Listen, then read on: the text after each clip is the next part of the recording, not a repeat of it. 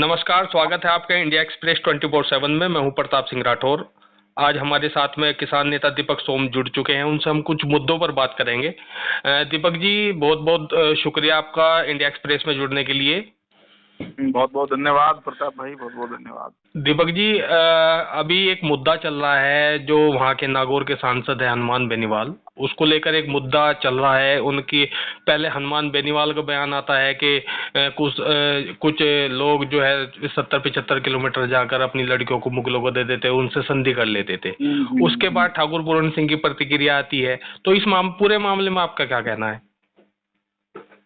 देखिए, ऐसा है, जो बयान हनुमान बेनीवाल ने दिया जी, उसको मैं ही क्या, इस देश का एक भी आदमी उसको उचित नहीं बता सकता जी, क्योंकि वो बयान बेहद अशोभनीय और निंदनीय है। मतलब ऐसी बात आज के समय में देश में कहना, ये समझ लीजिए कि पूरे देश के वीर योद्धाओं का अपमान करने जैसा है। जी, बहुत गलत बयान उन्होंने दिया और ऐसे बयान देने से कहीं ना कहीं जो सामाजिक ताना बाना है जी, वो हमेशा बिगड़ता रहा है पहले से ही इन नेताओं की वजह से, और उसी का प्रयास मुझे लगता है कि इस बार भी हनुमान बेनीवाल द्वारा किया गया है। जी, और रही बात जो ठाकुर पूरन सिंह जी ने बयान दिया है, जी, ठाकुर पूरन सिंह ने जो बयान उसके खिलाफ दिया, वो खैर वो अपने शब्दों में कह चुके हैं कि वो आवेश में आकर उन्होंने ऐसी भाषा का इस्तेमाल कर लिया जिसमें गाय सांड और ये सब चीजें, ये भी भाषा एक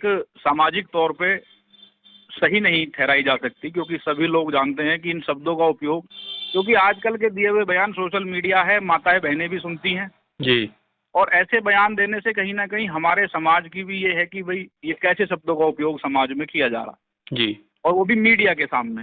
अकेले में बैठ के आदमी कुछ कह रहा है वो अलग चीज है। तो वैसे उन्होंने अपनी भावनाएं उसके खिलाफ रखी, उनके प्रति गुस्सा, उनके मन में गुस्सा था हनुमान बेनीवाल के प्रति, वो उन्होंने रखा। और ये बयान बेहद, हनुमान बेनीवाल का बेहद इतना निंदनीय है कि इसको कोई ये समझ भी नहीं सकता कि उस समय के चर्चे को जो आज इन्होंने छेड़ा है, उस समय के मुद्दे को, ये सिर्फ और सिर्फ अपनी राजनीति चमकाने के लिए छेड़ा है। आने वाला चुनाव राजस्थान में सर पे है, तो उसी मुद्दे को लेके ये राजनीति गरमाई जा रही है। अच्छा, राजनीति की अगर हम बात करें तो लगातार हम देखते आ रहे हैं कि राजपूत समाज को टारगेट किया जाता है। पुरुषोत्तम रूपाला ने भी टारगेट किया, रामजी लाल सुमन ने भी टारगेट किया, अब हनुमान बेनीवाल भी टारगेट कर रहे हैं। तो क्या राजनीति अभी इसी स्तर की है कि किसी महापुरुषों को टारगेट करे और राजनीति चमकाएं? भाई साहब, बात ये हो चुकी कि वो पुरानी कहावत है गाँव की जी, कि ठाड़े की तो भाभी हो जा, ठाड़े की तो हो जा चाची जी, और मायडे की हो जा भाभी। जी, तो अब स्थिति ये है कि हमारे समाज के जो नेता हैं उनको इस पे सोचना चाहिए। जी, हमारे समाज के जो नेता चुन के बैठा रखे हैं, जो सरकारों में हैं, जो विधायक हैं, जो सांसद हैं, उनको इस मुद्दे पे मुखर होना चाहिए। क्योंकि आप लोग देखते हैं कि पिछले 1-2 साल से लगातार क्षत्रिय समाज के युवाओं में इतना जोश है इन सब मुद्दों को लेके कि वो लगातार रैलियां, चाहे वो आगरा की हो, चाहे वो कैथल की हो, चाहे वो ननौता की हो, चाहे वो सोम 24 में खेड़ा की हो, जगह जगह युवाओं में आक्रोश रहता है और वो बड़ी संख्या में पहुंचते भी हैं। जी, लेकिन इन रैलियों को करने के बाद होता क्या है, अंत में एक तारीख और मिल जाती है जी, कि अब वहां चलना है। फिर पता लग उस रैली के बाद पता लगेगा कि अब 10 दिन बाद वहां चलना है। तो ये जो हुआ है, राजपूत समाज के नेताओं का स्टैंड ना लेने की वजह से अन्य जातियों ने या अन्य नेताओं ने ये सोच लिया है कि कह दो, कोई कहने वाला थोड़ी है कुछ, या कुछ होगा थोड़ी। जी, तो इसलिए राजपूत समाज को एक सॉफ्ट कॉर्नर समझा जा रहा है, जी, क्योंकि राजनीतिक वजूद समाज का धीरे धीरे खत्म होता जा रहा है और राजनीतिक नेताओं ने, जिनको समाज चुन के बैठाता है, उन्होंने बोलना बंद कर दिया। वो अपनी कुर्सी बचाने के लिए बोलते नहीं है। जी, तो इसलिए समाज के ऊपर कोई भी आता है, टिप्पणी करता है और अपनी लोकल पब्लिसिटी, सस्ती पब्लिसिटी लेके अपना निखर जाता है। जैसे रामजी लाल सुमन है, जी, आप हमें बता दो, रामजी लाल सुमन को पश्चिम का लगभग 99% लोग नहीं जानते थे। जी, उनके लोकल के क्षेत्र के जानते होंगे, लेकिन उनके बयान के बाद वो आज वो पूरे देश में चर्चित हो गए। जी, तो ये चर्चित होने का विषय है बस। राजपूत योद्धाओं को, राजपूत क्या, या जिन्होंने भी, चाहे उसमें कोई भी सम्राट, कोई भी योद्धा रहे हों, चाहे वो किसी भी जाति के हों, जी, चाहे उसमें महाराजा सूरजमल रहे हों, चाहे उसमें हमारे पृथ्वीराज चौहान, महाराणा प्रताप जी, हमारे राणा सांगा जी, कोई भी किसी भी जाति का योद्धा रहा हो, ये होड़ मच चुकी है कि दूसरी जाति उसको अपमानित कर दे, उसके बारे में अपशब्द कह दे, तो उसकी जाति बिना कुछ सोचे समझे उसके समर्थन में खड़ी हो जाएगी, और वो बिना कुछ लगे, वो कहते हैं नून तेल फिटकरी, कुछ लगने का नहीं है, और वो मजा आ जाएगा चोखा उसका। अगर हम बात करें, अभी जाट समाज ने भी पंचायतें की, और जो जाट महासभा है उसके पदाधिकारियों के बयान आए सामने कि अगर उनको कोई पूर्ण सिंह को कोई जूते मारेगा तो 1 लाख का इनाम देंगे, और उन्हें नाई समाज तक का बता दिया गया। तो ये इस तरह की प्रतिक्रिया सोशल मीडिया पे चल रही है। कभी उनकी माफी मांगने की वीडियो वायरल हो रही है कि उन्होंने माफी मांग ली, जबकि पूर्ण सिंह का ये कहना था कि मैंने केवल जो अपने शब्द है वे वापस लिए हैं, ना कि हनुमान बेनीवाल से माफी मांगी है। तो ये किस तरह की ट्रेंडिंग जो चल रही है, ये समाज में क्या इसका मैसेज आता है? देखो, मैं आपसे अभी इस बात के बारे में कह रहा था जी कि एक व्यक्ति ने टिप्पणी करी, जी दूसरे ने तुरंत उसका माहौल बनाना शुरू करा, उसने सोचा कि तू ही क्यों पीछे रहे, उसने भी तुरंत उस पर टिप्पणी करी। जी ये एक समाज में चल चुका मामला। अब जैसे ये आपने बताया कि जाट समाज ने उनके खिलाफ मीटिंग करी, जी जाट समाज ने उनके खिलाफ मीटिंग कर दी। हमारा ये कहना था कि जाट समाज से हमारा ये कहना, क्योंकि हमारा भी सभी समाजों में उठना बैठना है, जी तो हमारा तो जाट समाज से भी ये कहना था कि आप लोग हनुमान बेनीवाल के बयान की भी निंदा करें, जी और अगर आपको लगता है कि ठाकुर पूरण सिंह ने भी अपने शब्दों में गलत शब्दों का उपयोग करा है अपने बयान में, तो आप उनको भी कहें कि भाई ऐसा बयान, आप इन शब्दों को, उन्होंने यही कहा कि ये शब्द गलत हैं, अशोभनीय हैं। तो हमारे पास वो वीडियो भी आई इधर उधर से चैनल से कि उन्होंने अपने शब्दों पे माफी भी मांगी, अपने शब्दों को ये भी कहा कि हाँ, आवेश में वो मेरे मुंह से शब्द गलत निकल गए, या मैं उन शब्दों पे, उन्होंने उन शब्दों को वापस भी ले रखा है। एक वीडियो आप लोग देख भी रहे होंगे सोशल वो मीडिया देख पे। लिया हमने, मगर उसमें ये मैंने भी उनका इंटरव्यू लिया, मगर उन्होंने कहा कि हनुमान बेनीवाल से मेरी लड़ाई है, उनसे कोई माफी नहीं है। हाँ, तो सुनो, बात समाज की थी जी भाई। अगर ये बयान जो है ये था तो हनुमान बेनीवाल के लिए, लेकिन जी अगर वो समाज को बुरा लगा है तो उन्होंने जी समाज के सामने वो शब्द वापस ले लिए, समाज के सामने उन्होंने उस बयान पे माफी मांग ली। वो वीडियो आप लोग देख रहे थे। हनुमान बेनीवाल से उनके उनके ही क्या, हनुमान बेनीवाल से तो पूरे क्षत्रिय समाज के विचार भिन्न हैं। जी भाई, जैसा बयान हनुमान बेनीवाल ने दिया है, कौन एक क्षत्रिय समाज का कोई इंसान होगा जो हनुमान बेनीवाल के साथ हो जाएगा? कोई नहीं है। जी तो उन्होंने अपने बयान, जो उन्होंने शब्द आवेश में कहे, उन्होंने वो वापस ले लिए, उन पे माफी मांग ली। हनुमान बेनीवाल का बयान कल भी गलत था, आज भी गलत है। अच्छा, आपको नहीं लगता राजस्थान की राजनीति वेस्ट यूपी की तक आ गई, और इसमें किसी राजनीतिक साजिश? तो क्या कि दो समाजों को आपस में बांटना, एक खाई उत्पन्न करना दोनों समाजों को, जबकि तालमेल दोनों समाजों का अच्छा रहता है। तो इस तरीके कोई मैसेज देना चाह रहे हैं लोग कि दोनों समाजों में खाई बनी रही, इस तरीके कोई, क्योंकि राजनीतिक मुद्दे पर अधिकतर लोग आपस में बट जाते हैं और एक दूसरे के सामने आ जाते हैं। देखिए, ऐसा है, इस फिलहाल के परिप्रेक्ष्य में जो पिछले 2-3 साल से 4 साल से जो राजनीति का परिप्रेक्ष्य बदला है, जी उसमें जो जातीय संघर्ष शुरू हुआ है देश में, और खास तौर से उत्तर प्रदेश और ये आसपास का जो हमारा नॉर्दर्न इलाका है देश का, जी इसमें क्या हुआ? अब आपने जैसे 2024 का चुनाव देखा, जी तो उधर कुछ गुज्जर समाज के नेताओं ने कुछ समय पहले मूर्तियां लगाई और उन क्षत्रिय सम्राट मिहिर भोज के सामने एक जाति सूचक शब्द लिख दिया अपना। तो इस तरह के विवाद राजनीतिक नेताओं ने बढ़ाए, और उनका समाज ही समझ नहीं पाया, उनका ही समाज उस पर एग्रेसिव हो गया और उस पर आंदोलन शुरू हो गया। जी अब इधर से क्षत्रिय समाज ने भी उसको मुद्दा बनाया, क्षत्रिय समाज का भी मुद्दा था, क्योंकि क्षत्रिय सम्राट है मिहिर भोज, इस बात को कोई नकार नहीं सकता। जी तो उस समय जो विरोध हुआ वो सबने देखा 2024 में, जो बड़ी बड़ी पंचायतें हुई।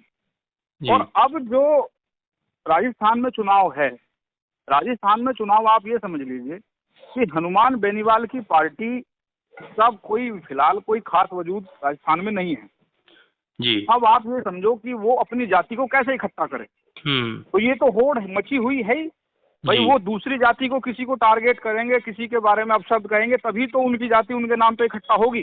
जी वो भर्ती वाला मुद्दा उन्होंने उठा रखा है, ऐसा ही भर्ती वाला मुद्दा, उसको लेकर, उसी को लेकर वे धरने पे बैठे थे, उसी पे उन्होंने ये टारगेट जो किया। वैसे उनका बयान भी ये आया कि मैंने राजपूत जाति को टारगेट नहीं किया, मैंने किसी जाति को टारगेट नहीं किया। नहीं, उनका बयान ही आया। उनके बयान में ये तो है जी कि महाराजा सूरजमल और महाराणा प्रताप ने लड़ाइयाँ लड़ी। बाकी मैं उस सारे सब बयान को क्यों दोहराऊं कि बाकी योद्धाओं ने लड़ाइयाँ नहीं लड़ी, उन्होंने समझौते कर लिए, 60-70 किलोमीटर पहले अपना संधि कर दी। जी लेकिन उन्होंने उनका ये कहना कि मैंने किसी को टारगेट नहीं करा। बहुत सी चीजें ऐसी होती हैं कि जब आपने ये कह दिया कि बाकी सबने संधि कर ली, जी तो वैसे तो ये बयान सभी के खिलाफ है। जी इस बयान में जो अन्य योद्धा रहे, जो अन्य राजा महाराजा रहे, अन्य समाजों के भी, जी लेकिन ये है कि हाँ, क्षत्रिय समाज ने इसको स्वीकार किया और इस पर अपनी प्रतिक्रिया दी। नहीं तो उन्होंने तो एक जाति बता दो मुझे, उन्होंने तो सबके लिए कह दिया कि बाकी सबने अपनी संधियां कर ली और अपनी बहू बेटियां दे दी। जी तो ये बयान उनका आने वाले अपने जो विधानसभा के चुनाव आ रहे हैं उसको मजबूत करने के लिए है, जिससे कि मैं कैसे जाटों को अपनी पार्टी की तरफ जोड़ सकूं। जी जी और इसी पे वो लगे हुए हैं। और राजनीतिक नेताओं का हमेशा से यही रहा है कि वो ये सोच लेते हैं कैसे भी करके वोट बैंक अपना कैसे बढ़ाया जाए। ये किसी भी प्रदेश में आप जाके देख लें, जब जब चुनाव आया है, जब जातीय संघर्ष बढ़ा है, आज भी जो आंदोलन हमने उस समय ननौता और खेड़ा और ये पूरे पश्चिम उत्तर प्रदेश में चले, जी उन संघर्षों का ही परिणाम है कि आज जो विपक्ष की पार्टी है वो आज इतनी मजबूत सांसदों की सीट लिए बैठी है।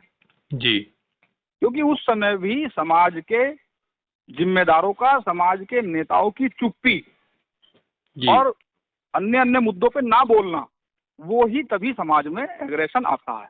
अब आप ये देख लो, ये जो मेरठ में बोर्ड लगे हैं, हाँ मेरठ का मुद्दा चल रहा है उसमें।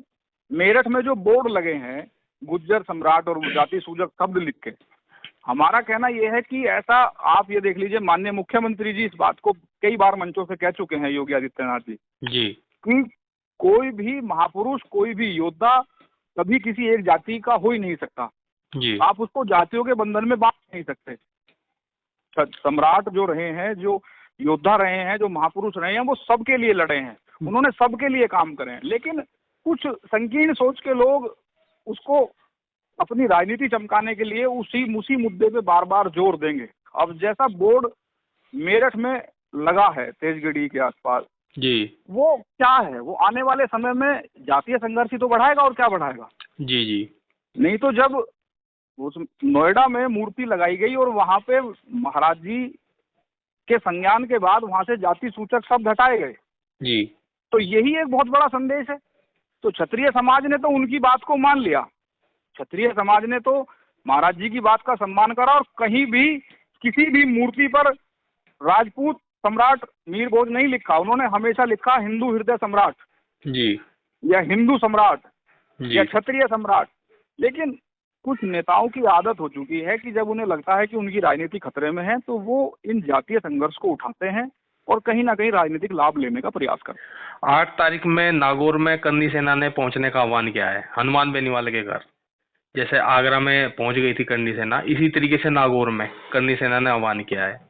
देखो, हमारा तो आपके चैनल के माध्यम से ये कहना है जी, मैं अभी भी आपसे कह रहा था कि पिछले कई साल से क्षत्रिय समाज के युवाओं में इतनी मतलब आक्रोश है या इतना उत्साह है अपने समाज के प्रति कि वो किसी के भी आह्वान पर, कोई भी, चाहे वो करनी सेना हो, चाहे वो कोई संगठन हो, चाहे वो कोई हमारी कोई भी सभा हो, महासभा हो, जो भी आह्वान मजबूती से करते हैं, क्षत्रिय समाज वहाँ हजारों की लाखों की भीड़ में पहुंचता है जी। लेकिन उसमें बाद में होता क्या है, बहुत सी जगह क्या हुआ, जैसे आगरा की आप बात ले लें जी, रामजीलाल सुमन के आवास पर जो भी हुआ वो जी। सबने देखा, लेकिन उसमें जो क्षत्रिय युवाओं पे मुकदमे लगे जी उसमें जो लड़के अपनी जमानतें करवा के घर लौटे, जी क्या उन्हें भी क्षत्रिय समाज के नेता पूछने गए दोबारा? जी अब करनी सेना का आह्वान अच्छी बात है, करनी सेना का आह्वान है, करनी सेना ने करा, ठीक है, लेकिन ये भी तो सोचे ना कि आंदोलन का संदेश जाए, आंदोलन अराजक ना हो जाए, आंदोलन हिंसात्मक ना हो जाए।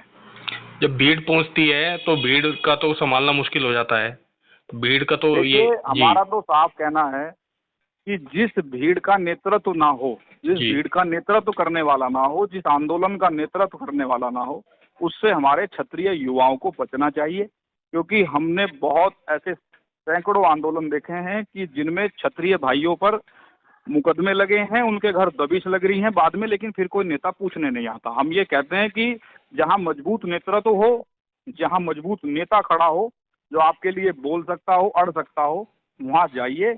ये नहीं है कि किसी ने भी बुलाया उस पर चल दो।